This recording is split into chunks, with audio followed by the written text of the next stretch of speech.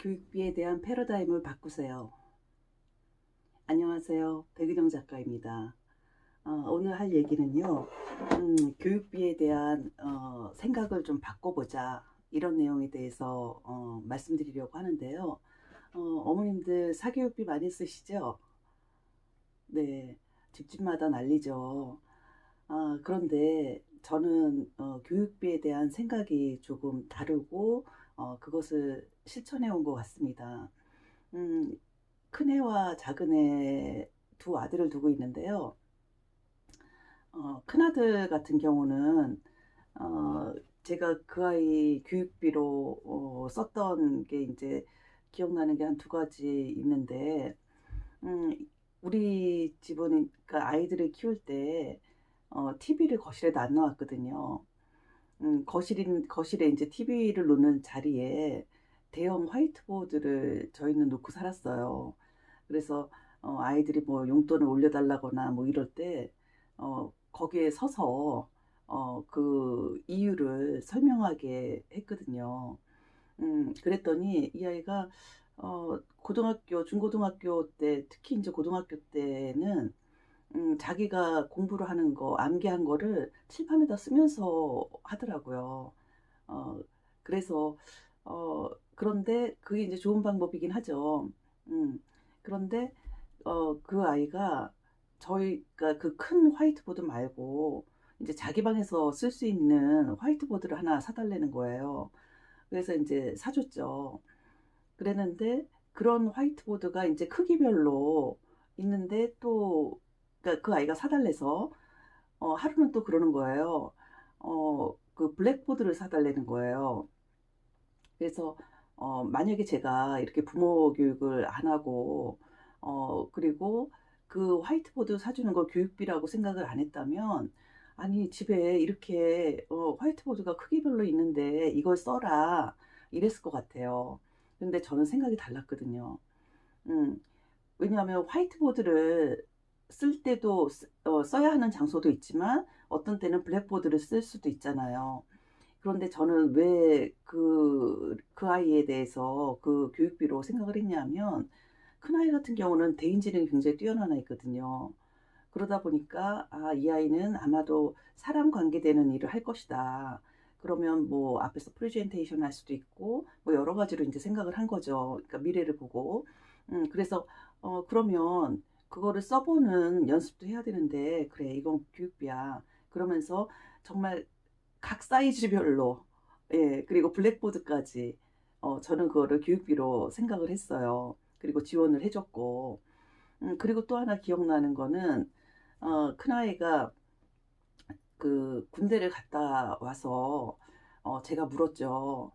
군대 갔다 오니까 뭘 느꼈어? 그랬더니, 엄마, 진짜 어른을 만나고 싶어. 그러는 거예요. 그래서 제가 속으로, 집에 어른이 둘이나 있잖아. 라고 얘기를 하고 싶었는데, 차마 그 말을 못 하겠더라고요. 이 아이가 아직 우리를 어른으로 생각을 안 하나 보구나. 그러면서 이제 저는, 어, 그거를 계기로 해서 마음 공부 쪽으로 제가, 공부를 하고 있거든요, 지금도. 음, 그러니까는 정말 이 아이가 생각하는 어른이 되고자, 어, 노력을 하고 있고요. 그리고 이제 그러면서 그때 큰아이가 이런 말을 했어요. 음, 엄마, 나 세계로 가서 진짜 어른을 만나보고 싶어. 그러는 거예요. 그래서 저는 애들한테 뭔가 결정을 내릴 때, 또 저도 어떤 결정을 내릴 때 딱 한 가지만 묻거든요. 그게 뭐냐 하면, 너 그거 생각하면 가슴이 뛰니? 이렇게 얘기를 했어요. 그랬더니 우리 아이가 가슴이 뛴다고, 엄마, 나, 어, 제가 마이크를 안 꽂고 했네요. 예, 죄송합니다. 그러면서, 제 손을 자기 가슴에다가 갖다 대주는 거예요.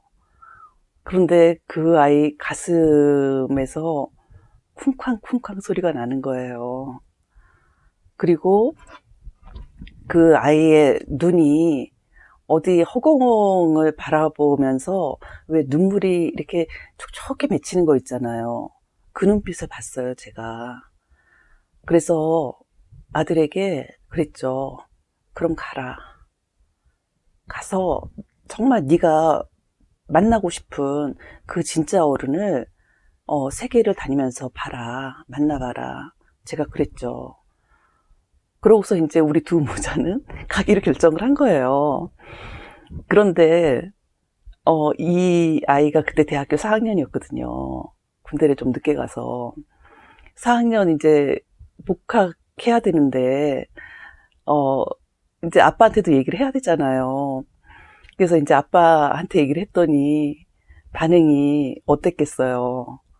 둘 다 현실감이 없는 모자로 비쳤죠.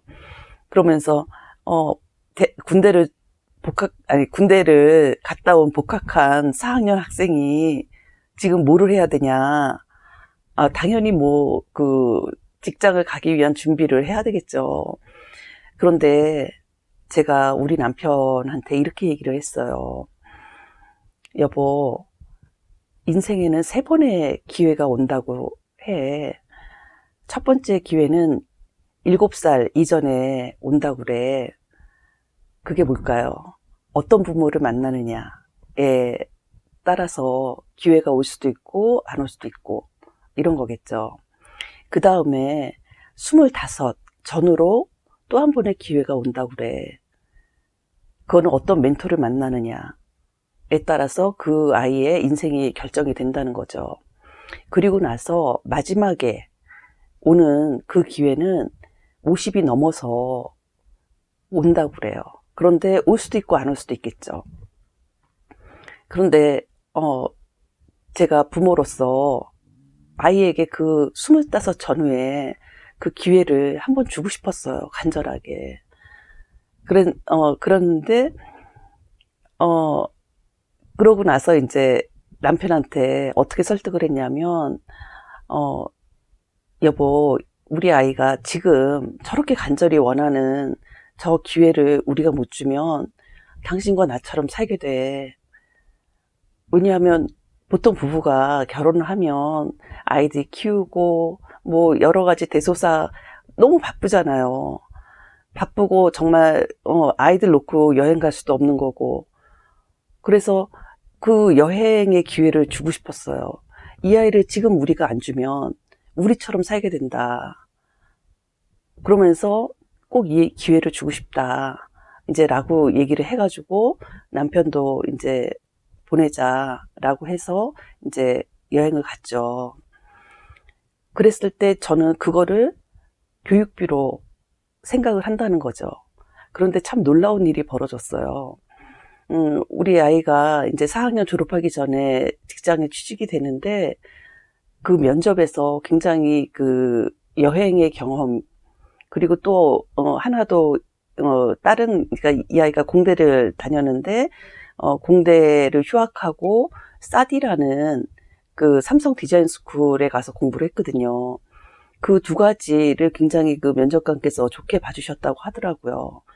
그래서 제가 어머님들께 자신있게 말씀을 드릴 수 있는 게 만약에 사교육 드리고 대학에 가서 입시학원 보내고 이런 교육비와 여행을 갔다 와서 많은 경험을 하고 했을 때 어떤 교육비가 더 소중할까요?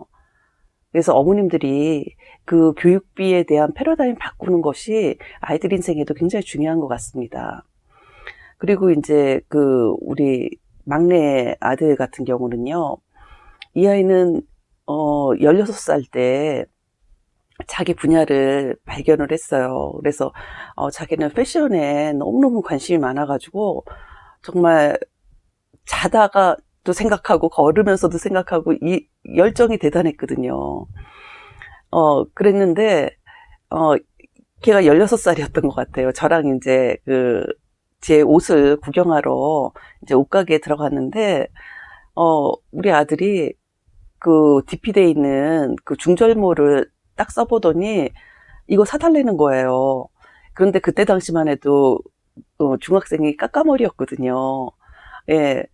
그랬는데 저는 그때 원래 이제 그런 교육비에 대한 패러다임이 좀 남달랐기 때문에 사줬어요. 사주면서 제가 그랬죠. 네가 패션을 하려면 네가 써봐야 알지. 써봐라. 그러면서 그걸 사줬거든요. 그 경험 하나와 또 이 친구가 그 군대를 이제 가가지고 많은 고민에 쌓였나 봐요. 자기가 과연 패션을 해야 되나 말아야 되나 뭐 이런저런. 왜냐하면 제가 이제 미래학 책을 읽어보면 패션 디자이너가 사라진다. 이제는 어떤 디자이너만 살아남느냐 하면 그 3D 프린터에 그 뭐라 그럴까요? 그 패턴을 넣을 수 있는 그런 디자이너들이 살아남거든요. 예. 그렇기 때문에 그런 이야기를 해줬더니 많은 고민에 빠지면서 군대에서 휴가 나오잖아요. 그때 그러는 거예요. 엄마, 나 패션은 좀 접어야 될 것 같아. 그러면서 좀 패션은 너무 무거우니까, 왜냐하면 자본도 많이 들고 이러니까 좀 가벼운 걸 해보려고 그래요. 그래서 그게 뭔데? 그랬더니 모자래요. 그래서 그거 한번 네가 시도해 보려면 얼마가 들겠니? 그랬더니 한 100만 원 정도면 일단 사서 써보고 뭐 나름대로 해보려면 한 100만 원 정도 있으면 될 것 같다고. 제가 어떻게 했을까요? 예, 바로 줬죠. 왜냐하면 제 머릿속에는 그게 교육비라고 생각을 하기 때문이에요. 그래서 그 100만 원을 주면서 제가 항상 늘 애들한테 하는 얘기가 있거든요. 그게 뭐냐면 fail fast, 빨리 망해라. fail cheap, 싸게 망해라. 제가 그 얘기를 우리 아들들한테 많이 하거든요. fail fast, fail cheap. 이게 실리콘밸리의 그 부자들이 자녀 교육하는 방법이에요. 빨리 망하고 싸게 망해라. 이 마인드를 갖고 있지 않으면 어떻게 망하냐? 크게 망하죠. 그리고 늦게 망하고. 대부분 우리나라 대한민국의 아빠들이 40대 중반에 뭐 명퇴를 당하거나 아니면 뭐 은퇴를 하고 나서 뭐 자영업 같은 걸 하잖아요. 그게 뭐냐 하면 너무 크게 망하잖아요. 40대에 망하면, 50대에 망하면. 그리고 일어설 길도 없어지고. 그런데 굉장한 큰 성공을 갖는 사람들은 한 3-4번의 그 커다란 실패 후에 큰 성공을 맞이한다고 하거든요. 그래서 저는 그날 아이한테 그랬어요. fail fast, fail cheap. 근데 그 아이는 너무나도 많이 그 이야기를 저한테 들었기 때문에 씩 웃으면서 받아가더라고요. 알겠다 이거죠. 예. 그래서 그런 게 이제 아이들의 그 교육비에 대한 패러다임을 바꿔주는 거죠. 예. 그래서 어머님들이 사교육에만 그 뭐라 그럴까, 사교육비만 교육비다 라는 패러다임에서 벗어나서 아이들의 어떤 꿈을 지원할 수 있는 교육비 아닌 듯한 교육비, 그것도 교육비라고 생각을 하시고 그것이 정말 아이들에게 큰 힘이 되거든요. 예, 그래서 어머님들 교육비에 대한 패러다임을 좀 확장시키셔서 우리들 아이 꿈을 지원해 주시고 또 그런 가운데 아이들도 행복하고 또 성장해 나가는 아이들을 보면서 어머님들도 행복하고 그렇게 되셨으면 좋겠습니다. 네, 사랑합니다.